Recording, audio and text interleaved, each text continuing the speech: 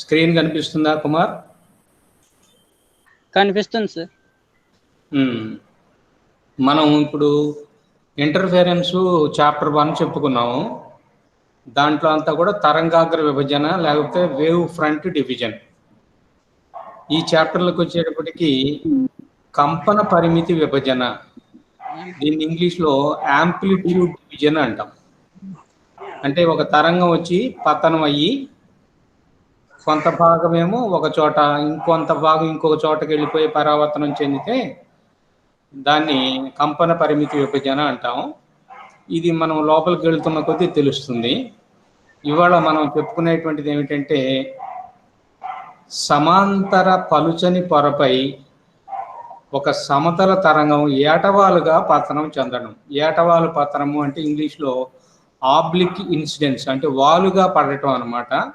ఇక్కడ మనం తీసుకునేటువంటిది సమాంతర పలుచని పొర, అంటే థిన్ ఫిల్మ్.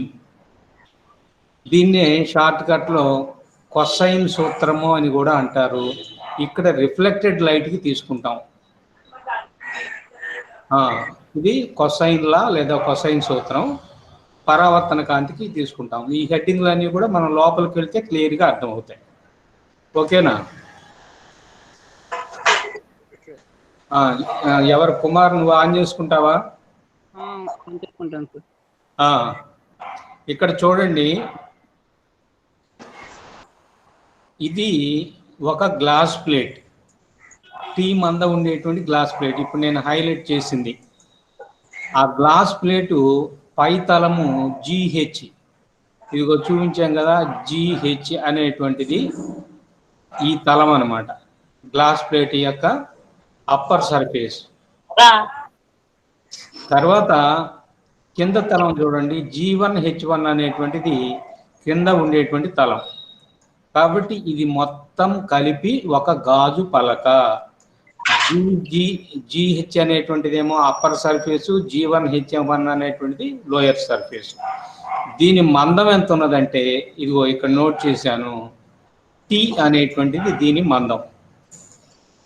తర్వాత ఇప్పుడు ఈ గాజు మొత్తం కూడా మనకి సాంద్రతర యానకము, అంటే డెన్సర్ మీడియం, అంటే సాంద్రత ఎక్కువ ఉంటుంది.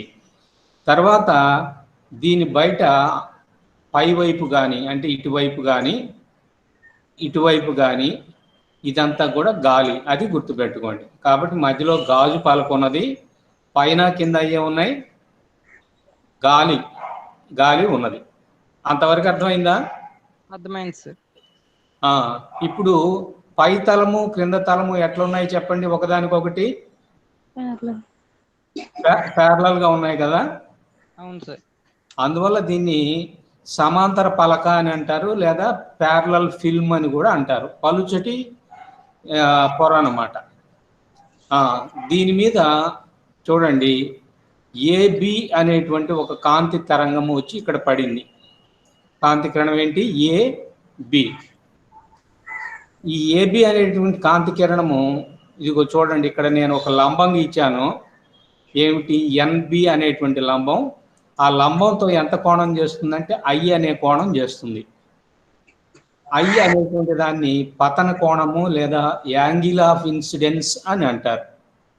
లంబంతో ఎంత కోణం చేస్తూ ఉంటుందో పతనం అయ్యేటువంటి కిరణము, దాన్ని పతన కోణము అంటారు. ఇంగ్లీష్లో ఏమంటారంటే యాంగిల్ ఆఫ్ ఇన్సిడెన్స్. తర్వాత ఈ AB అనేటువంటి కాంతి కిరణము కొంత భాగమేమో B దగ్గర నుంచి వచ్చి పరావర్తనం చెంది BR దిశలో వెళ్ళిపోతుంది. ఇది కనపడుతుంది కదా, BR, ఈ దిశలో వెళ్ళిపోతుంది కొంత భాగం. అంటే కొంత కంపన పరిమితి ఇక్కడి నుంచే పరావర్తనం చెంది వెళ్ళిపోతుంది. ఏ తలం దగ్గర? పై తలం దగ్గర. మిగిలిన భాగం ఏమవుతుందంటే, ఇదిగో BC లాగా రెండవ యానకములోకి ప్రసారమైంది. దీన్ని వక్రీభవన కిరణము అని కానీ రిఫ్రాక్టెడ్ రే అని కానీ అంటారు. ఈ రిఫ్రాక్టెడ్ రే ఇదే లంబంతో చేసే కోణం ఎంత ఉన్నదంటే వక్రీభవన కోణము లేదా యాంగిల్ ఆఫ్ రిఫ్రాక్షన్. దానిని దేని చేత సూచిస్తున్నాం అంటే ఆర్చ్, స్మాల్ ఆర్ చేత సూచిస్తున్నాం. కాబట్టి పతన కోణం మేము I, వక్రీభవన కోణము ఆర్. ఈ కాంతి కిరణము బి దగ్గర పరావర్తనం చెంది కొంత భాగం ఏమో బిఆర్ దిశలో వెళ్ళిపోయింది, కొంత భాగం ఏ దిశలో వచ్చింది, బిసి దిశలో వచ్చింది. అంతవరకు అర్థమైందా? అర్థమైంది సార్. అంటే వచ్చినటువంటి కాంతి కిరణం ఎన్ని భాగాలు అయిపోయింది? 2 భాగాలు అయిపోయింది. ఒక భాగం ఎటు వెళ్ళిపోయింది? బిఆర్ దిశలో పైతాళం నుండి పైకి వెళ్ళిపోయింది. రెండవ ముక్క బిసి అనేది గాజు తాళంలోకి వచ్చేసింది. ఇప్పుడు దీన్ని మనం ఏమంటారంటే కంపన పరిమితి విభజన. అంటే కొంత కంపన పరిమితి బిఆర్ దిశలో వెళ్ళిపోయింది, కొంత ఏమో దేంట్లో గుండా వచ్చింది, బీసీ గుండా వచ్చింది. అంతవరకు ఒప్పుకుంటారా? Okay sir. ఇప్పుడు ఏం చేస్తారంటే ఈ సి అనేటువంటి బిందువు దగ్గర కూడా మళ్ళీ ఈ ఆనకాలను వేరు చేసే తలానికి లేదా గాజు తలానికి ఒక లంబం గీయండి. అప్పుడు చూడండి, ఈ కోణం గనక ఆర్ అయితే ఇదిగో ఇక్కడ ఉండే లంబంతో చేసే కోణం కూడా ఆర్ అవుతుంది. ఓకేనా? Okay sir. ఆరు కోణంతో వచ్చి ఇక్కడ పతనం చెంది మళ్ళీ ఆరు కోణంతో ఏమవుతుంది, ఇక్కడ పరావర్తనం చెందుతుంది. పరావర్తనం చెంది సిడి లాగా వెళ్ళిపోతుంది. సిడి లాగా వెళ్ళిపోయి అక్కడి నుంచి మళ్ళీ ఎటు వెళ్ళిపోతుంది, మళ్ళీ గాలిలోకి వెళ్ళిపోతుంది. ఏ దిశలో వెళ్ళిపోతుంది?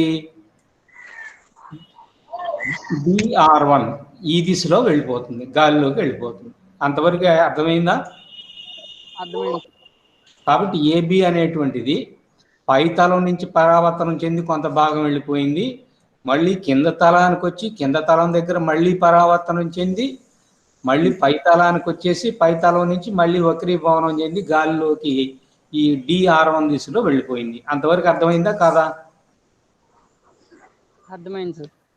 ఇప్పుడు నేనేం చేయాలంటే పైనుండి వెళ్ళిపోయినటువంటి కాంతి కిరణానికి, అంటే బిఆర్ దిశలో వెళ్ళిపోయింది కదా, ఆ కాంతి కిరణానికి మళ్ళీ సికి వచ్చేసి సి నుంచి డికి వెళ్ళి మళ్ళీ అక్కడి నుంచి ఆర్1 దిశలో వెళ్ళిపోయింది కదా, దానికి ఉండేటువంటి పదభేదము లేదా పాత్ డిఫరెన్స్ అనేటువంటిది నేను కనిపెట్టాలి.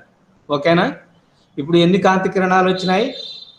బిఆర్ అనేటువంటి ఒక కాంతి కిరణము పైనుంచి పరావర్తనం చెందింది, కిందకెళ్ళి పరావర్తనం చెందినటువంటి ఇంకొక కాంతి కిరణము డిఆర్1.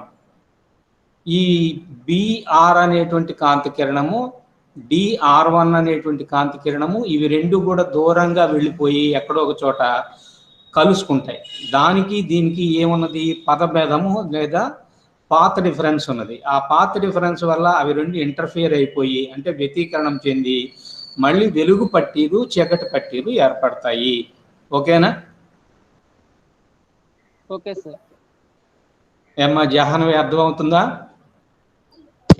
అర్థమవుతుంది సార్.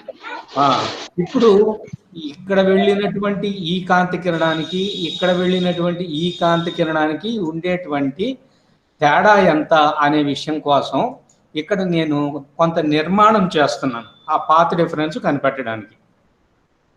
ఏం చేస్తున్నానంటే చూడండి, ఈ డిసి అనేటువంటి కాంతి కిరణాన్ని వెనక్కి పొడిగిస్తున్నాను. ఇదిగోండి ఈ దిశలో పొడిగించాను.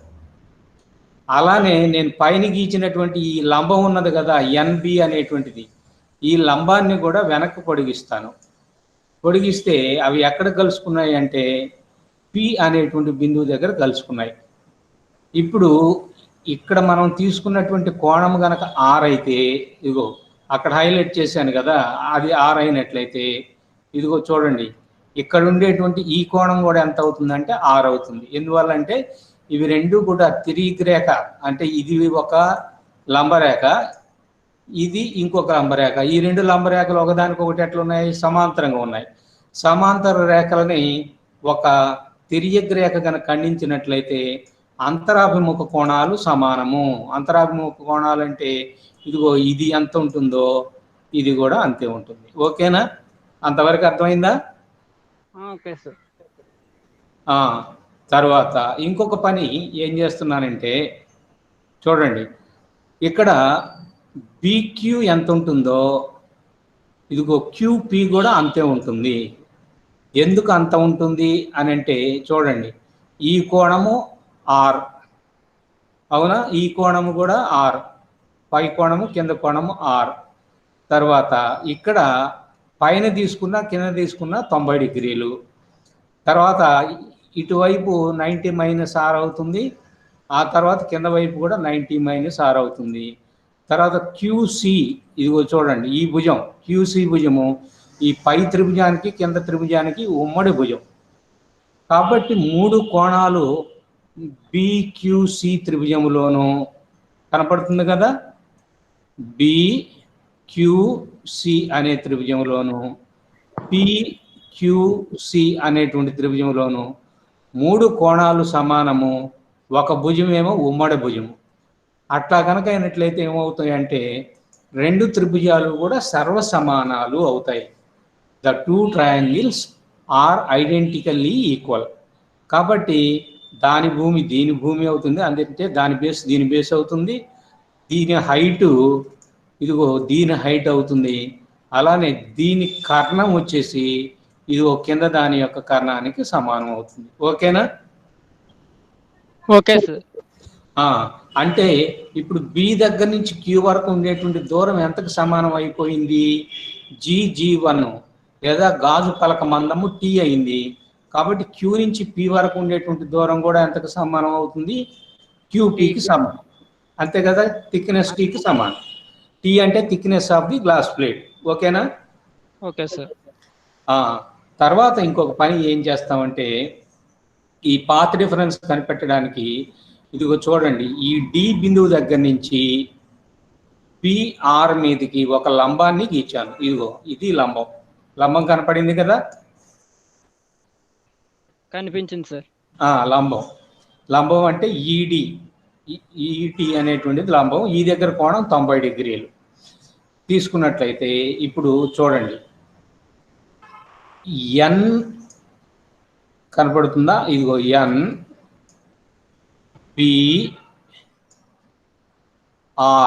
ఎన్బిఆర్ అనేటువంటి ఈ యాంగిల్ తీసుకున్నట్లయితే అది ఐకి సమానం. అది ఐకి సమానం అయితే ఈ మిగిలిన కోణము ఇది ఉన్నదే, ఈ కోణము 90 మైనస్ ఐకి సమానం. అంటే ఆర్బిడి, ఆర్బిడి అనేటువంటిది 90 మైనస్ ఐకి సమానం అవుతుంది. ఇక్కడ ఈ దగ్గర ఉండేటువంటి యాంగిల్ ఏమో 90కి సమానం అవుతుంది. అందువల్ల ఈడిబి అనేటువంటిది ఈ కోణం ఎంత అవుతుందంటే ఐ అవుతుంది. ఓకేనా? అర్థమవుతుందా ఏ కుమార్? Okay sir. కాబట్టి ఇక్కడ కోణము 90 డిగ్రీస్ ఉంటే, సారీ ఐ ఉంటే, ఇదిగో ఇక్కడ వచ్చేటువంటి కోణం కూడా ఐఏ ఉంటుంది. అది ఒక లంబాన్ని గురించి చెప్తున్నాను. అదే రకంగా ఇదిగో చూడండి, బి దగ్గర నుంచి సిడి మీదకి ఒక లంబం గీచాను. ఇదంతా మ్యాథమెటికల్ పార్ట్, ఏమీ ఉండదు. బి నుంచి సిడి మీదకి ఒక లంబం గీస్తే అది బిఎఫ్ అయింది. ఇది బిఎఫ్. బిఎఫ్లో చూడండి, ఇక్కడ కోణము నేను ఆర్ అని చెప్పాను, అవునా? ఇక్కడ కోణము ఆర్ అని చెప్పాను. అప్పుడు ఇదిగో ఇక్కడ ఉండేటువంటి కోణం ఎంత అవుతుందో అక్కడ ఈ కోణం అంటే ఏమిటంటే డిబిఎఫ్, బిడిఎఫ్. బిడిఎఫ్ అనేటువంటిది ఎంతకు సమానం అవుతుంది? 90 మైనస్ ఆర్. ఈ యాంగిల్ ఎఫ్ ఏమో మళ్ళీ 90. అందువల్ల బి దగ్గర వచ్చేటువంటి కోణము దీన్ని డిబిఎఫ్ అంటాను. డిబిఎఫ్ ఇది కూడా ఎంతకు సమానం అవుతుందంటే ఆర్ కోణానికి సమానం అవుతుంది. అంతవరకు అర్థమైందా?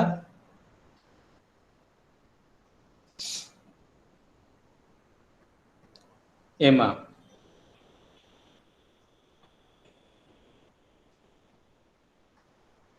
అర్థమైందా? అర్థమైంది సార్. ఒక రాన్ చేసి పెట్టుకోమంటే సరే. ఇక్కడ మనం ఏమేం పనులు చేసామంటే కింద ఒక త్రిభుజాన్ని నిర్మించాం, అవునా? తర్వాత ఇక్కడ ఒక లంబరేఖను గీచాము, అక్కడ ఐ అనేటువంటిది లెక్క తేల్చాము, తర్వాత బిఎఫ్ అనేటువంటి లంబాన్ని గీచి మళ్ళీ బిఎఫ్డి అనేటువంటి త్రిభుజాన్ని ఇక్కడ ఏర్పాటు చేశాము. ఇగో ఈ కోణాన్ని మనం ఆర్గా తీసుకున్నాము, ఆర్ వచ్చింది. అంతవరకు అర్థమైంది కదా? అర్థమైంది సార్. ఇప్పుడు ఇదిగో చూడండి, ఇది వెళ్ళేటువంటి మార్గానికి పదభేదం ఎంత ఉన్నదంటే, ఇప్పుడు నేనేం చెప్తానంటే చూడండి, బి వరకు రెండు కలిసే వచ్చినాయి, అవునా కదా? ఏ దగ్గర నుంచి బయలుదేరి బి దగ్గరికి రెండు కలిసే వచ్చినాయి. బి దగ్గర కదా విడిపోయింది, అవునా కదా? బి దగ్గరికి విడిపోతే ఇదిగో చూడండి, కిందకి వచ్చినటువంటి కాంతి కిరణము బిసి తర్వాత సిడి అనేటువంటి దూరం ఎక్స్ట్రాగా ప్రయాణం చేసింది. ఎక్కడి నుంచి ఎక్కడికి? బి నుంచి సికి, ఆ తర్వాత సి నుంచి డికి. ఈ లోపు ఈ గాలిలో వెళుతున్నది ఎంత దూరం ప్రయాణం చేసింది అంటే బి నుంచి ఈకి వెళ్ళిపోయింది. ఓకేనా? Okay sir. బి నుంచి ఈకి వెళ్ళిపోయింది. బి నుంచి ఈకి వెళ్ళిపోయిందంతా కూడా గాలిలోనే వెళ్ళిపోయింది. కానీ బి నుంచి సికి రావడం కానీ, సి నుంచి డికి రావడం కానీ ఎక్కడ గాలిలో జరిగిందా, గాజులో జరిగిందా? గాజులో జరిగింది సార్. గాజులో జరిగింది. కాబట్టి ఇదిగో బిసి ప్లస్ సిడి అది గాజులో దూరము, మైనస్ బిఈ అనేటువంటిది గాలిలో దూరము. ఈ రెండు ఒక దాంట్లోంచి ఒకటి తీసేస్తే ఏమొస్తుందంటే పదభేదము అనేటువంటిది వస్తుంది. చూడండి, ఈ పదభేదము నేను చూడండి డెల్టా డాష్ అంటాను. డెల్టా ఎందుకు అనలేదు తర్వాత చెప్తాను. డెల్టా డాష్ అనేటువంటిది పదభేదము లేదా పాత్ డిఫరెన్స్. ఈ path difference BC plus CD, ఇది ఎక్కడ? యానకంలో. యానకం అంటే ఏమిటి? గాజులో. మైనస్ బిఈ, అది దేంట్లో? గాలిలో. కాబట్టి బీసీ ప్లస్ సిడి అనేటువంటిది యానకంలో, మైనస్ ఇదేమో గాలిలో. ఇప్పుడు ఒక చిన్న పని చేయాలి. ఏం పని చేయాలంటే, ఏ యానకంలో ప్రయాణం చేస్తుందో ఆ యానకం యొక్క వక్రీభవన గుణకం చేత ఆ పదాన్ని లేదా ఆ మార్గాన్ని, ఆ పాత్ని మల్టిప్లై చేస్తే అది గాలిలోకి మారిపోతుంది లెక్క. అంటే గాజులో వేగం తక్కువ కదా, గాలిలో కాంతి వేగం ఎక్కువ కదా. అర్థమవుతుందా? అర్థమవుతుంది సార్. గాజులో ఏమో కాంతి యొక్క వేగం తక్కువ, గాలిలో ఏమో కాంతి వేగం ఎక్కువ. కాంతి వేగం ఎక్కువ కాబట్టి అది స్పీడ్గా వెళ్ళిపోతుంది. మరి ఇక్కడ స్లోగా వెళుతుంది కదా. మరి ఆ లెక్కని ఈ లెక్కని పోల్చాలంటే దీన్ని కూడా దేనిలోకి మార్చుకోవాలి? గాజులో వెళ్ళేటువంటి దూరాన్ని కూడా గాలిలోకి మార్చుకోవాలి. ఓకేనా? Okay sir. కాబట్టి గాజులో ఎంత దూరం వెళ్ళిందో బీసీ ప్లస్ సిడి, దానిని మ్యూ చేత కనుక మల్టిప్లై చేసినట్లయితే ఇది గాజు యొక్క వక్రీభవన గుణకము mu is the refractive index of glass. అవునా? మ్యూ చేత కనుక మల్టిప్లై చేస్తే ఇది దేనిలోకి మారిపోతుంది? గాలిలోకి మారిపోతుంది. అది గుర్తుపెట్టుకోండి. ప్రతిసారి ఇదే పని చేస్తాం మనం ఈ డెరివేషన్లో, అంటే ఈ చాప్టర్లో. కాబట్టి గాజులో ఎంత దూరం వెళ్ళిందో ఆ దూరాన్ని తీసుకొని గాజు యొక్క వక్రీభవన గుణకం చేత గుణించినట్లయితే అప్పుడు గాలిలో ప్రయాణించిన దూరము లేదా దానికి సమానమైన గాలిలో ప్రయాణించిన దూరం వస్తుంది. ఇంకా తర్వాత బిఈ అనేటువంటిది ఎట్లా గాలిలోనే ప్రయాణం చేసింది కాబట్టి దాన్ని మనం ఏమీ చేయాల్సిన అవసరం లేదు. కాబట్టి పదభేదం ఎంత వచ్చింది? Mu into BC plus CD minus BE. అంతవరకు అర్థమైందా? అర్థమైంది సార్. తర్వాత స్నెల్ సూత్రం మీకు ఐడియా ఉందా ఏంటి? ఇప్పుడు నేను మ్యూ వాల్యూ కనిపెట్టి దీంట్లో ప్రతిక్షేపించాలి. స్నెల్ సూత్రం ఏమిటి? Sine I by sine r అని గుర్తుందా? Mu is equal to. గుర్తుంది సార్. ఇప్పుడు నేనేం చేస్తున్నానంటే చూడండి, ఇక్కడేమో ఐ ఉన్నది. ఏ ట్రయాంగిల్లో? బిఈడి. ఏమిటి? బిఈడి. ఈ ట్రయాంగిల్లో ఐ ఉన్నది. దీనికి సైన్ ఐ చెప్పగలుగుతారా?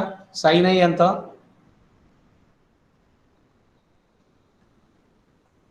Sine i BE by BD. EE by BD అంటే ఎదుటి భుజము బై ఆసన భుజం. కర్ణము ఆసన భుజం అంటే ఈడి అవుతుంది, అవునా? బీడి ఓకే సార్. అనేటువంటిది ఎదుటి కర్ణం అవుతుంది. కాబట్టి sine theta is equal to ఎప్పుడు కూడా ఏమిటి, ఎదుటి భుజము బై కర్ణము. ఎదుటి భుజం అంటే బిఈ, కర్ణం అంటే బిడి. ఓకేనా? Okay sir. అలానే నెక్స్ట్ ఈ కింద ట్రయాంగిల్ ఉంది బిఎఫ్డి, దీంట్లో ఆర్ ఉన్నదిగా. ఉంది సార్. ఆర్ ఉంటే ఇప్పుడు సైన్ ఆర్ చెప్పండి. FD by BF. FD by BD, ఇక్కడ కూడా కర్ణమే ఇది. Okay sir. అంతే కదా, ఎఫ్డి బై బిడి. పై దానికి కారణం ఇదే అవుతుంది, కింద దానికి కూడా కారణం ఇదే అవుతుంది. ఓకేనా? Okay sir. ఇప్పుడు డెరివేషన్ పార్ట్కి రాయండి. ఇదిగో స్నెల్ సూత్రం ప్రకారము వక్రీభవన గుణకము mu is equal to sine I by sine R, sine I is equal to BE by BD, sine R is equal to FD by BD. అప్పుడు బిడి బిడి రెండు క్యాన్సిల్ అయిపోతే బిఈ బై ఎఫ్డి అవుతుందా? అవుతుంది sir. ఇప్పుడు ఈ ఎఫ్డిని ఇటువైపు కనుక తీసుకొస్తే mu into FD is equal to BE అవుతుందా? అవుతుంది సార్. కాబట్టి బిఈ ఈజ్ ఈక్వల్ టు ఎంత అయిపోయింది, మ్యూ ఇంటూ ఎఫ్డి. ఎఫ్. ఇప్పుడు ఈ ఈక్వేషన్ 2ని తీసుకెళ్ళి, అవునా, ఈ ఈక్వేషన్ 1లో ఈ బిఈకి బదులుగా సబ్స్టిట్యూట్ చేయండి. అప్పుడు పదభేదము డెల్టా డాష్ ఏమైంది, mu into BC plus CD minus mu into FD. ఈ మూడిట్లో మ్యూ ఉన్నది కదా కామన్గా. ఉంది సార్. ఆ మ్యూని బయటికి తీస్తాను. ఇప్పుడు ఎంత అయిపోయింది చూడండి, BC plus CD minus FD. ఇప్పుడు మీరు చెబుదురు కానీ ఈ బొమ్మ దగ్గరికి రండి. BC plus CD minus FD. CD minus FD ఎంతకు సమానం చెప్పండి?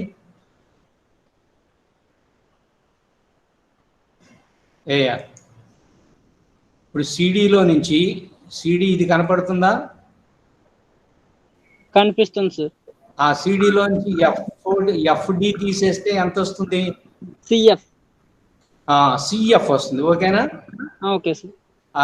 అంతవరకు తెలుసు. తర్వాత బీసీ, ఇంతకు ముందే నేను మీకు చెప్పాను, BC is equal to PC అవుతుందని చెప్పానా లేదా? చెప్పారు సార్. కాబట్టి BC is equal to PC కనుక అయినట్టయితే అప్పుడు బీసీ ప్లస్ సిఎఫ్ అనేటువంటి దాన్ని ఎట్లా రాస్తానంటే, బీసీకి బదులుగా నేను ఎఫ్సి కనుక రాస్తే, సారీ, బీసీకి బదులుగా పీసీ రాస్తే పీసీ ప్లస్ సిఎఫ్ అవుతుంది, అవునా కాదా? అవుతుంది సార్. అప్పుడు అది ఎంతకు సమానం అవుతుంది, పిఎఫ్కి సమానం అవుతుందా కాదా? అవుతుంది సార్. కాబట్టి ఇప్పుడు నేను ఏం చేశాను, ఇదిగో చూడండి, ఇక్కడ బీసీకి బదులుగా ఏమి రాశాను, పీసీ రాశాను. ఓకేనా? Okay sir. బీసీకి సిఎఫ్ను కలిపినట్టుగానే పీసీకి సిఎఫ్ను కలిపాను. అప్పుడు అది ఏమైపోయింది, పిఎఫ్ అయిపోయింది. ఓకేనా? Okay sir. కాబట్టి ఇప్పుడు పదభేదం ఎంత అవుతుంది, మ్యూ ఇంటూ పిఎఫ్ అవుతుందా? అవుతుంది సార్. ఇదిగో ఇక్కడికి చూడండి, ఇదిగో చూడండి, ఇక్కడికి వచ్చేసాం. కాబట్టి delta dash is equal to mu into PF. ఇందాక చెప్పాను కదా, since BC is equal to PC, కాబట్టి అది అలా వచ్చేసింది. తర్వాత ఇప్పుడు పదభేదం ఎంత అయిందని చెప్పండి,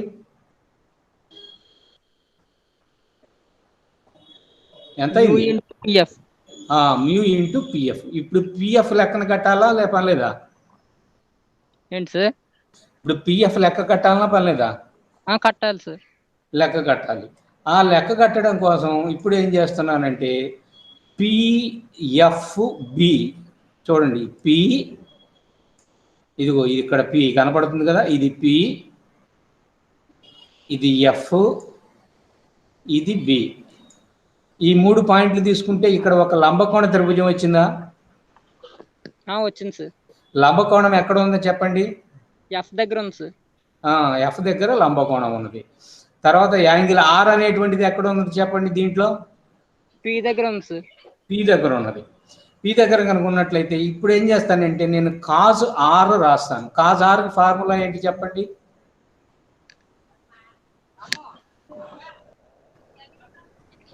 కాజార్. కాజ్ అంటే సైన్కి ఏం చెప్పారు? ఎదుటి భుజముపై కర్ణము. కాజుకి ఏం చెప్పాలి? ఆసన్న భుజముపై కర్ణము. ఆసన్న భుజముపై కర్ణము. ట్యాన్కి ఎదుటి భుజముపై ఆసన్న భుజము. అంతే, గుర్తున్నది కదా. కాబట్టి ఇప్పుడు ఆర్కి ఆసన్న భుజం ఏమవుతుందంటే పిఎఫ్ అవుతుంది. ఓకేనా? Okay sir. ఎందువల్లంటే ఇది 90 degrees ఉంది కాబట్టి 90 degreesకి పక్కన ఉన్నది ఇది ఒక ఆసన్న భుజం అయింది. కాబట్టి పిఎఫ్ అనేటువంటిది ఆసన్న భుజము. కర్ణము ఏమవుతుంది చెప్పండి? బీపీ. బీపీ అవుతుంది. బీపీ విలువ ఎంత చెప్పండి? ఇక్కడి నుంచి ఇక్కడికి ఎంత ఉన్నది? టీనా? అవును సార్. అక్కడి నుంచి కిందకి ఎంత ఉన్నది? టీనా? అవును సార్. కాబట్టి బి నుంచి పీకి ఎంత ఉంటుంది? 2T. 2T ఉంటుంది. కాబట్టి ఇప్పుడు cos R is equal to PF by 2T అవుతుంది. అవునా కదా? ఇదిగో చూడండి, బిఎఫ్పి నుండి cos R is equal to ఆసన్న భుజము పిఎఫ్ బై బీపీ. బీపీ అంటే ఎంతకు సమానము? 2Tకి సమానం. ఓకేనా? Okay sir. ఇప్పుడు పిఎఫ్ ఎంత అవుతుంది? ఈ సమీకరణం నుంచి PF is equal to BP cos R అవుతుందా లేదా? అవుతుంది సార్. BP cos R. కాబట్టి PF is equal to 2T కాజారా? అంతే సార్. అప్పుడు డెల్టా డాష్ ఎంత అవుతుంది? మ్యూ ఇంటూ పిఎఫ్ అంటే mu into PF is equal to 2T cos R. అవును సార్. అవునా కదా? అవును సార్. అప్పుడు డెల్టా డాష్ ఎంత అయింది? 2μT కాజార్. 2μT కాజార్. కాబట్టి పదభేదం ఎంత వచ్చింది అంటే 2μT కాజార్. ఓకేనా? అంతవరకు అర్థమైందా? ఓకేనా? Okay sir. కాబట్టి పై ఉపరితలం దగ్గర పరావర్తనం చెందినటువంటి కాంతి కిరణము బిఆర్కి, అలానే మళ్ళీ కిందికి వచ్చి పైకి వెళ్ళి మళ్ళీ అదే దిశలో వెళ్ళింది రెండవ కాంతి కిరణం. అంటే రెండవ కాంతి కిరణం అంటే ఒకటే రెండుగా స్ప్లిట్ అయిపోయింది. ఒక భాగం బిఆర్ దిశలో వెళ్ళిపోయింది, ఒక భాగం ఏమో డిఆర్ దిశలో వెళ్ళిపోయింది. దానికి దీనికి వచ్చేటువంటి పదభేదం ఎంత వచ్చిందంటే 2μT కాజార్. ఓకేనా? Okay sir. కాబట్టి 2μT కాజార్ అనేటువంటిది పదభేదం. ఈ రెండు కాంతి కిరణాలు అంటే ఈ కాంతి కిరణము తర్వాత ఈ కాంతి కిరణము, ఈ రెండు కాంతి కిరణాలు దూరంగా వెళ్ళిపోయి ఏమవుతాయి? ఒక చోట పరావర్తనం జరుగుతుంది. రెండు కలుస్తాయి సార్. వ్యతికరణం జరుగుతాయి. అంతేగా? అంతే సార్. వ్యతికరణం అంటే కలిసిపోతాయి. అంటే ప్యారలల్గా వచ్చినాయి అంటే అనంత దూరం వెళ్ళిపోయి కలిసిపోయినాయి అనుకోండి. కలిసిపోయినప్పుడు వ్యతికరణం జరుగుతుంది. అందువల్ల అక్కడ ఏం పట్టీలు ఏర్పడతాయి? వెలుగు పట్టి, చీకటి పట్టి ఏర్పడుతుంది. పదభేదం ఇదేనా? ఇంకేమన్నా ఉందా చెప్పండి? అదే ఇంకా డెల్టా డెల్టా డాష్ వచ్చింది. అది కాక ఇంకా అదనంగా పదభేదం ఏమన్నా ఉందా?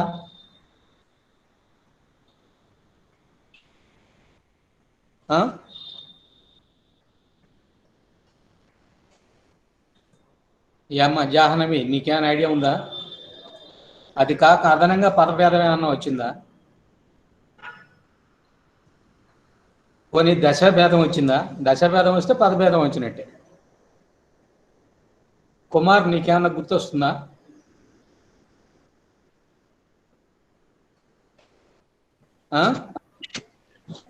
లేదు సార్, గుర్తు రావట్లేదు. గుర్తు రావట్లేదు. ఇప్పుడు నేను గుర్తు చేస్తాను. ఒక చిన్న విషయం చూడండి. ఇప్పుడు ఏబి అనేటువంటి కాంతి తరంగం వచ్చి ఈ ఉపరితలం మీద నుంచి పరావర్తనం చెంది వెళ్ళిందా లేదా? వెళ్ళింది సార్. ఇప్పుడు జిహెచ్ అనేటువంటిది సాంద్రతర తలమా విరళ తలమా?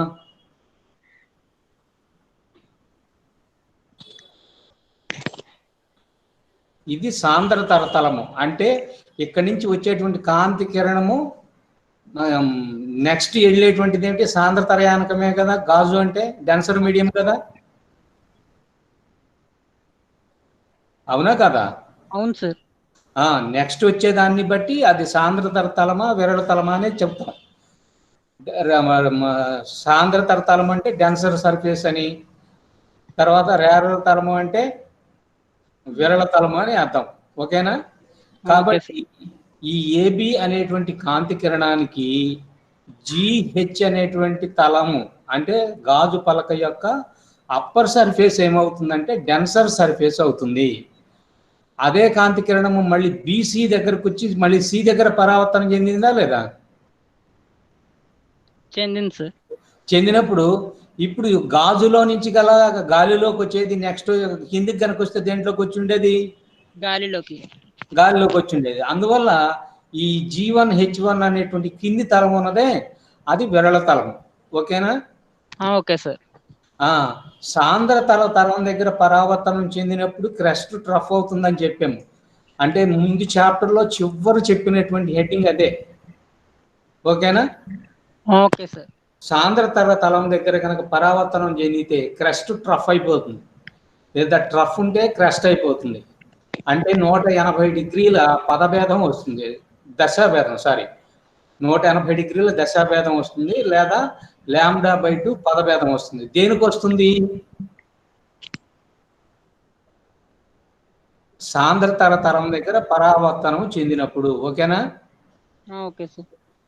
అదనంగా పదభేదం ఎంత వస్తుంది? λ/2 వస్తుంది. కాబట్టి ఇప్పుడు దేనికి మనం λ/2 కలపాలి? పైనుంచి పరావర్తనం చెందిన దానిక, కింద నుంచి పరావర్తనం చెందిన దానిక?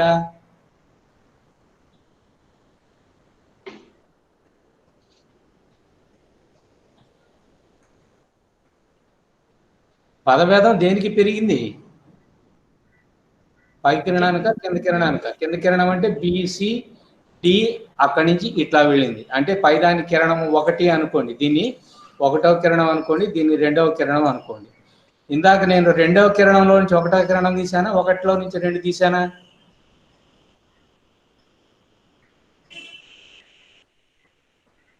అర్థం కావట్లేదా?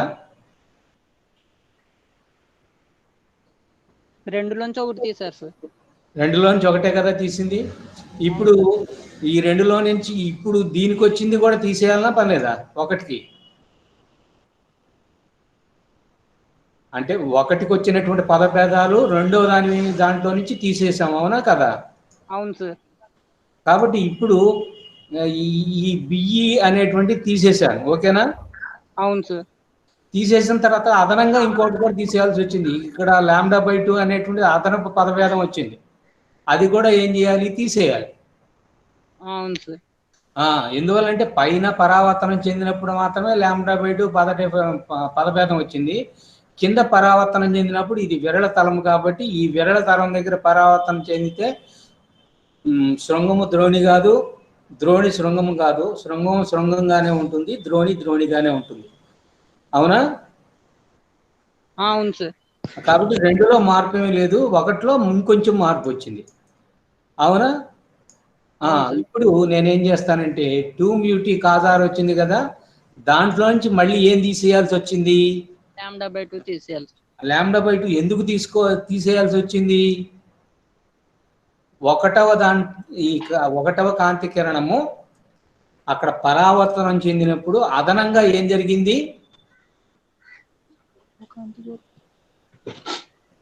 అదనంగా పదభేదం వచ్చింది.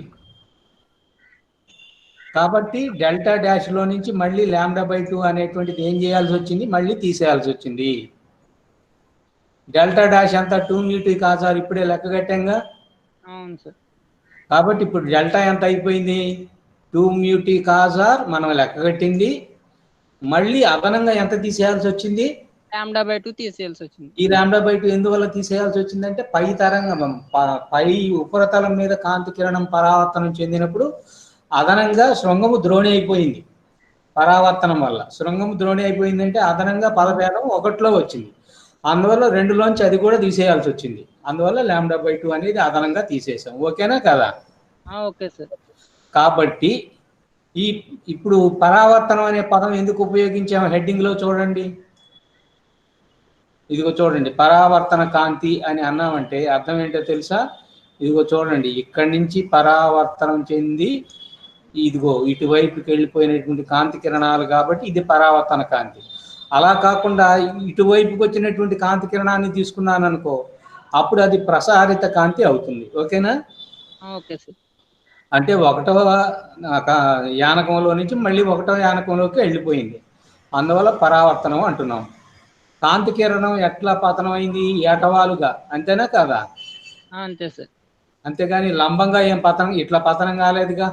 అవ్వలేదు సార్. ఇట్లా వచ్చి కనుక పతనం అయినట్లయితే అభిలంబ పతనం అనేవాళ్ళం.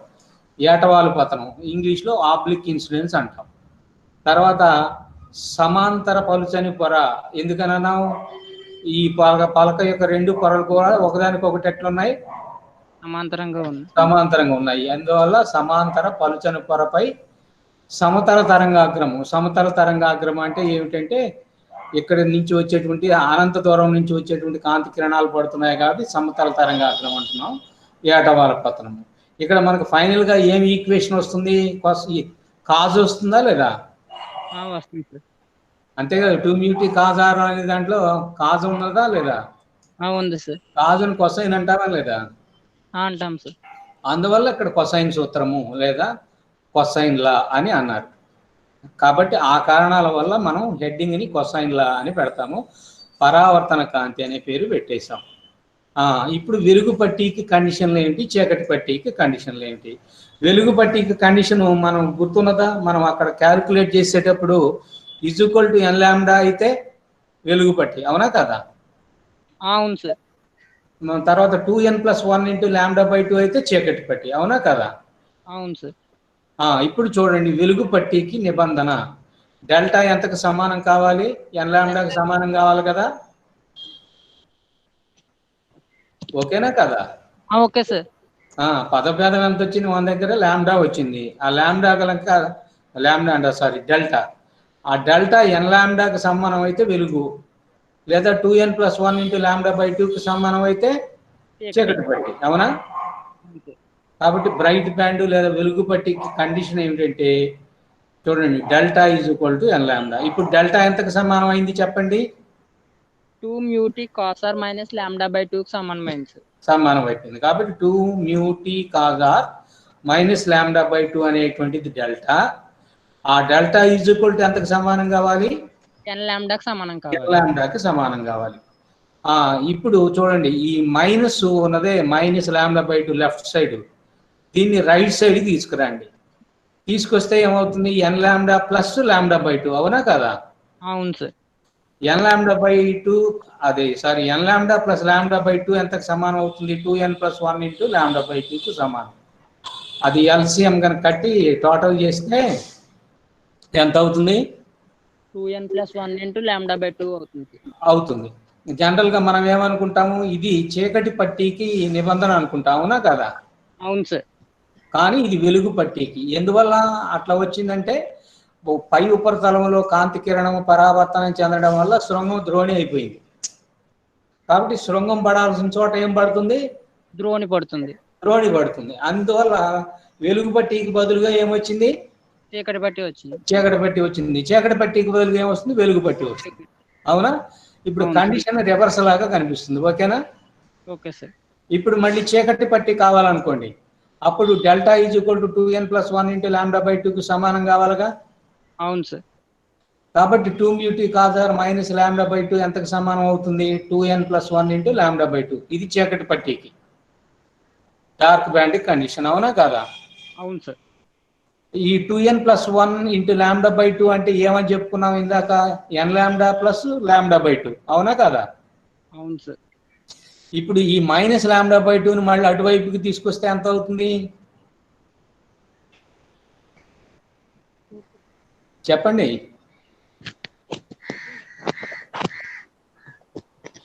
ఈ మైనస్ λ/2ని రైట్ సైడ్కి తీసుకొచ్చేస్తే ప్లస్ λ/2 అవుతుందా కాదా? అవుతుంది సార్. వస్తే ఇప్పుడు ఈ మొత్తం కలిపితే, అంటే నేను ఈ ఈక్వేషన్ చేయడానికి నాకు కుదరట్లేదు, మీరు పేపర్ మీద వేసుకోవాలి. ఇప్పుడు దీన్ని ఏమన్నాము? n లాంబ్డా ప్లస్ λ/2, మళ్ళీ ఇటు నుంచి ఒక λ/2 వచ్చింది. అంటే n lambda plus λ/2 plus λ/2, λ/2 plus λ/2 is equal to lambda. అంతేనా?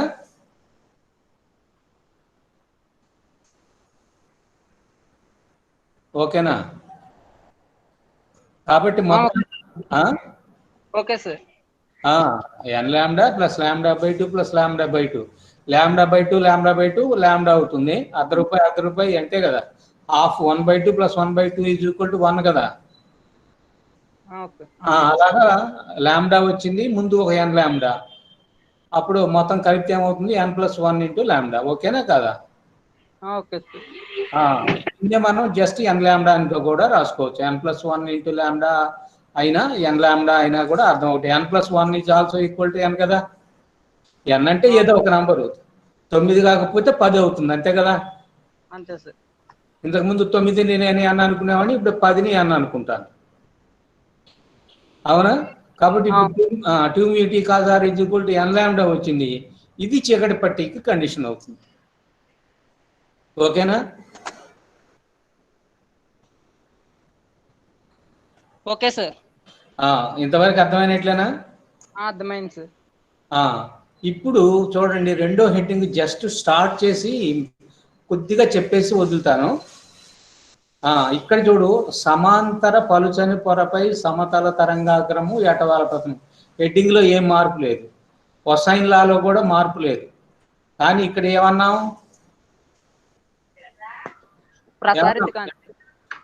ప్రసారిత కాంతి లేదా బహిర్గత కాంతి.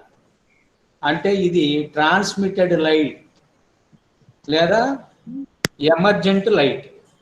ఇదిగో చూడండి, ఇక్కడ ఎక్కడ తీసుకుంటున్నానో చూడండి, మీకు బొమ్మ కనిపిస్తుందా. కనిపిస్తుంది సార్. ఇప్పుడు ఏ దగ్గర నుంచి బి దగ్గరికి కాంతి కిరణం వచ్చింది. ఓకేనా. Okay sir. తర్వాత ఇదిగో చూడండి, GH అనేటువంటిది ఏమిటి చెప్పండి. గాజు పలక యొక్క ఉపరితలం. అట్నే G1 H1 అనేటువంటిది ఏమిటి, కింది ఉపరితలం. కింద ఉపరితలము. ఈ రెండింటికి మధ్య దూరం ఎంతకు సమానము, Tకి సమానం. అంతవరకు అర్థమైపోయినట్టేనా. అర్థమైంది సార్. ఇప్పుడు కాంతి కిరణము AB అనే కాంతి కిరణం పడింది.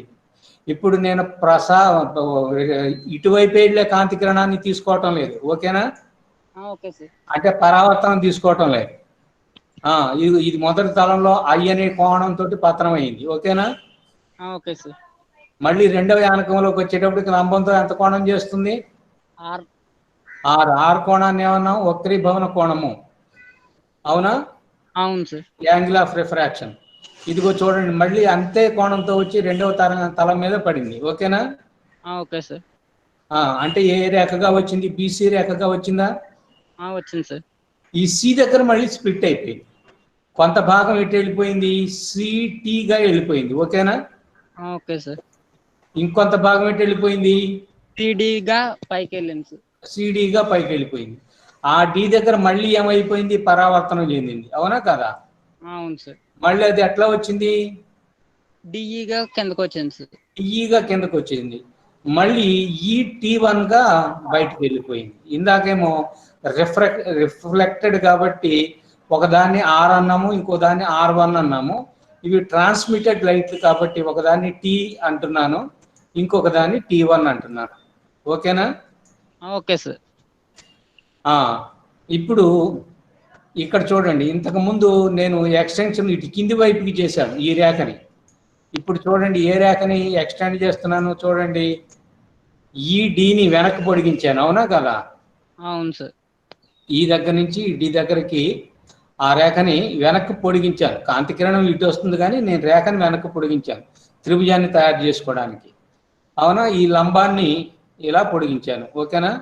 ఇదిగో ఈ లంబాన్ని పొడిగించినట్లయితే ఇప్పుడు చూడండి, D, ఇదిగో ఇక్కడ D, ఇక్కడ ఏ పాయింట్ పెట్టాను I, ఇక్కడ ఏ పాయింట్ పెట్టాను F. ఇప్పుడు కొత్తగా తయారైన త్రిభుజం ఏమిటి చెప్పండి, DIF. DIF. దీన్ని వెనక్కి పొడిగించినప్పుడు ఈ యాంగిల్ కూడా R అవుతుంది. ఓకేనా. Okay sir. ఇది R అయింది. అట్లనే ఇది ఇక్కడ ఒక R ఉన్నది. ఇప్పుడు రెండు త్రిభుజాలు ఐడెంటికల్ ఈక్వల్. ఏ త్రిభుజాలు చెప్పగలుగుతారా, CDF, DIF, EDF, అంతే. IDF, సారీ, అంతే కదా. అంతే సార్. కాబట్టి IDF అనేటువంటి ఒక త్రిభుజము, తర్వాత CDF అనేటువంటిది ఇంకొక త్రిభుజం. ఓకేనా. Okay sir. కాబట్టి ఇదిగో చూడండి, ఐడి ఎంతకు సమానం చెప్పండి? సిడికి సమానం సార్. సిడికి సమానం. ఓకే. తర్వాత ఐఎఫ్ దేనికి సమానము? సిఎఫ్. సిఎఫ్ సమానము. అది ఎంతకు సమానము? టీకి సమానమా కాదా? అవును సార్. అంతవరకు అర్థమైపోయిందా? అర్థమైంది సార్. ఓకే. ఇప్పుడు ఇందాకట్లాగానే mu is equal to sine I by sine R కోసం 2 త్రిభుజాలు ఏర్పాటు చేసుకోవాలా? అవును, చేసుకోవాలి సార్. త్రిభుజాలను ఏర్పాటు చేసుకున్నప్పుడు చూడండి, ఇప్పుడు ఇది ఐ కోణంతో కనుక పత్రం అయితే మళ్ళీ ఇక్కడికి వచ్చేటప్పటికి ఐ కోణంతో బహిర్గతం అవుతుంది. ఓకేనా? Okay sir. తర్వాత ఇక్కడ నేనేం చేశాను, ఈపి అనేటువంటి లంబాన్ని గీశాను. దేని మీదకి? సిటి మీద. సిటి మీదకి ఏం గీశాను? ఈపి అనే లంబం గీసాను. ఈపి అనేటువంటి లంబం గీశాను. తర్వాత ఈ యాంగిల్ ఎంత అయిపోయింది? ఐ అయిపోయింది ఇందాకట్లాగానే. ఓకేనా? Okay sir. అంటే ఒక మాటలో చెప్పాలంటే ఈ యాంగిల్ ఎంత ఐ ఉన్నది, ఈ బాహ్య కోణం, లోపల కోణం ఎంత ఉంది? 90 మైనస్ ఐ అవుతుంది. కాబట్టి దీనికి ఆపోజిట్ లో ఉండేటువంటి ఈ కోణం ఐ అవుతుంది అనమాట. ఎందువల్లంటే యాంగిల్ పి ఈక్వల్ టు 90 కాబట్టి. ఓకేనా? Okay sir. అట్లనే లోపల ఇంకో త్రిభుజం ఏర్పాటు చేశాను. ఏమిటి? సిక్యూ అనే లంబాన్ని గీచాను. ఓకేనా? కనపడుతుందా? ఇదిగో ఈ రేఖ సిక్యూ. ఓకేనా? ఏమ్మా జాహ్నవి? Okay sir. సిక్యూ అనే లంబాన్ని కనుక గీస్తే ఈ యాంగిల్ కూడా ఎంత అయిపోయింది? 6 అయిపోయింది. ఓకేనా? Okay sir. ఇప్పుడు బొమ్మను చూసి పదభేదం చెప్పండి. అంటే ఒకటేమో సి దగ్గర నుంచి బయలుదేరి ఇట్లా టీ వైపుకి వెళ్ళిపోయింది, సి నుంచి టీకి. అంటే ఇది కిరణము 1 అనుకోనా దీన్ని? Okay sir. కాబట్టి కిరణము 1 అంటే సిటీ, కిరణము 2 అంటే సి దగ్గర నుంచి, అంతే కదా? ఇదిగో సి దగ్గర నుంచి డి దగ్గరికి వెళ్ళి, డి దగ్గర నుంచి ఎక్కడికి వచ్చింది? ఈ దగ్గరికి వచ్చింది సార్. డి దగ్గర నుంచి ఈకి వచ్చింది. కాబట్టి సిడి ప్లస్ డిఈ గాజులో కదా, అవునా కదా? అంతే సార్. సిడి ప్లస్ ఈడి ఇంటూ మ్యూ, దాంట్లో నుంచి ఏం తీసేయాలి చెప్పండి? సిపిని తీసేయాలి సార్. సిపిని తీసేయాలి. మీరు ముందు బాగా ఫాలో అయ్యేటప్పటికి రెండోది క్లియర్గా అర్థమైపోయింది. చూడండి, మ్యూ సిడి ఇంటూ డిఈ. బొమ్మను మళ్ళీ ఒకసారి చూద్దరు కానీ,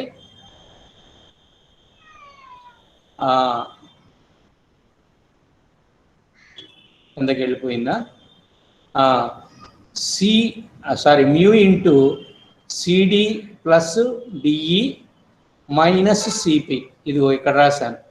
delta is equal to mu into CD plus DE minus CP. ఇప్పుడు నేనేం చేయాల్సి వస్తుందంటే సిపికి కూడా మ్యూని దాని పక్కకు తీసుకురావాలి. దానికోసం ఏం చేస్తున్నాం? మళ్ళీ ఇందాకట్లాగానే ఏ సూత్రం తీసుకుంటాం? స్నెల్ సూత్రం. Sine I by sine R చెప్తురు కానీ మీరు. సైన్ ఐ చెప్పండి, బొమ్మ చూసి చెప్పండి. సైన్ ఐ ఎంత? CP by CE. CP by CE. అది రాశానో లేదో చూడండి. ఇదిగో సిపి బై సిఈ. ఓకేనా? Okay sir. మళ్ళీ ఒకసారి బొమ్మ దగ్గరికి పోండి. మళ్ళీ సైన్ ఆర్ ఏ త్రిభుజంలో? సిక్యూఈలో సైన్ ఆర్ ఎంత అయింది? QE by CE. అంతేనా? అంతే సార్. సిఈ ఇదిగో చూడండి, క్యూఈ బై సిఈ. సిఈ అయిపోయినాయి, క్యాన్సిల్ అయిపోయినాయి. ఇంకేం మిగిలింది? CP by QE. CP by QE. Therefore CP is equal to ఎంత అయిపోయింది? మ్యూ ఇంటూ క్యూఈ అయింది కదా? అంతే సార్. కాబట్టి ఈ ఈక్వేషన్ 1లో ఈక్వేషన్ 2 ప్రతిక్షేపించండి. ఓకేనా? Okay sir. కాబట్టి సిపి బదులుగా క్యూఈ సబ్మిట్ చేస్తాను. ఇదిగో సిపికి బదులుగా క్యూఈ సబ్మిట్ చేస్తాను. అప్పుడు మ్యూని కామన్ తీస్తాను. అవునా? క్యూఈ తీసేస్తే ఏమొస్తుందో ఒకసారి చూద్దరు కానీ మళ్ళీ బొమ్మ దగ్గరికి వెళ్ళండి.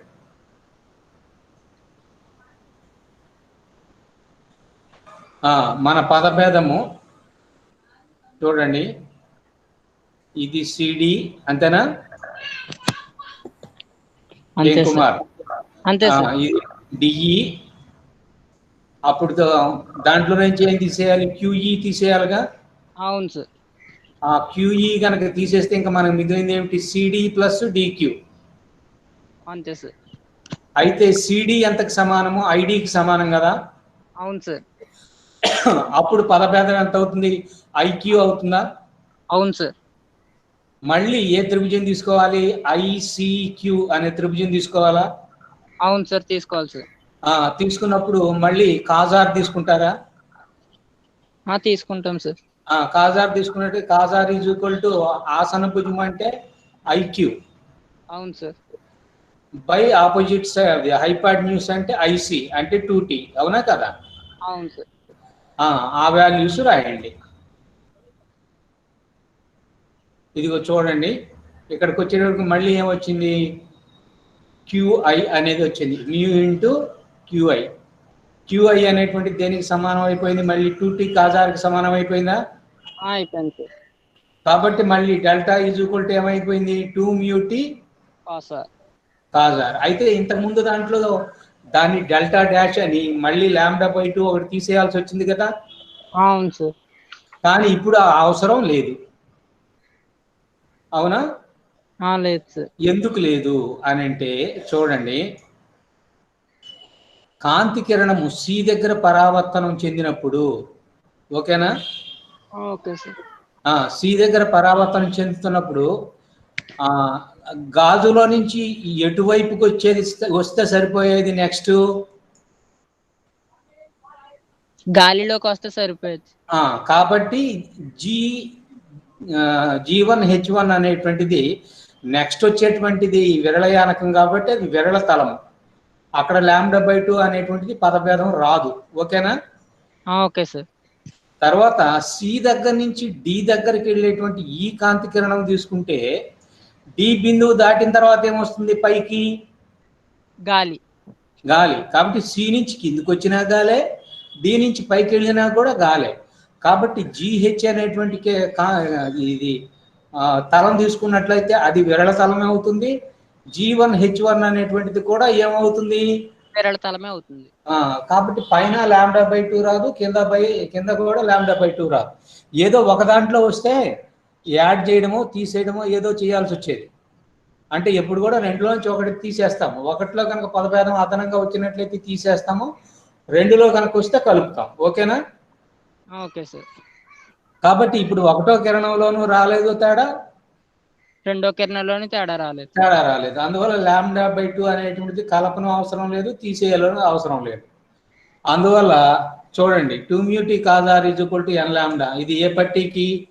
రైట్ బ్యాండ్కి. ఓకేనా కాదా? Okay sir. నెక్స్ట్ చీకటి పట్టీకి ఏమిటి? Delta is equal to 2n+1 into λ/2 అంటే 2 mu T cos R is equal to 2n+1 into λ/2. కాబట్టి చీకటి పట్టీకి వచ్చింది, వెలుగు పట్టీ కండిషనే వెలుగు పట్టీకి వచ్చింది. కానీ రిఫ్లెక్టెడ్ లైట్ లో మాత్రం వెలుగు పట్టీకి రావాల్సింది దేనికి వచ్చింది? చీకటి పట్టీకి వచ్చింది. చీకటి పట్టీకి రావాల్సిందేమో వెలుగు పట్టీకి వచ్చింది. ఓకేనా? Okay sir. అంతటితోటి ఆపేద్దాము. తర్వాత పలుచని పొరలలో ఉండేటువంటి రంగులు అనేటువంటిది రేపు చెప్తాను. కలర్స్ ఇన్ థిన్ ఫిల్మ్స్ అని లేదా కలర్స్ ఆఫ్ థిన్ ఫిల్మ్స్ అని అంటారనమాట. అది రేపు చెప్తాను. జనరల్గా పలుచని పొరల రంగులు అంటే మెకానిక్ షెడ్లు ఉంటాయి కదా, ఉంటాయి సార్. ఆ మెకానిక్ షెడ్ దగ్గర ఆయిల్ మరకలు ఉంటాయా? ఉంటాయి సార్. అక్కడ వర్షం పడ్డప్పుడు ఎట్లా ఉంటుంది? అక్కడ ఏదో రంగురంగుల కింద వస్తుంది సార్, ఇంద్రధనుసు రంగుల్లాగా. ఇంద్రధనుసు రంగుల్లాగా వస్తాయి. అవే పలుచని. అక్కడ పొర ఏం ఏర్పడింది? నీటి పొర మీద ఆయిల్ పొర ఏర్పడింది. ఓకేనా? Okay sir. వాటిని గురించి అది ఎట్లా ఉంటుంది అనేది రేపు చదువుకుందాం. ఓకేనా? Okay sir. ఆపేస్తున్నాను. Thank you sir. రేపు మనకి క్లాస్ లేదు అంతే కదా? లేదు సార్. మళ్ళీ ఎప్పుడు బుధవారం 10, అవును సార్. శుక్రవారం 10, శనివారం 12. అవును ఓకేనా? సార్.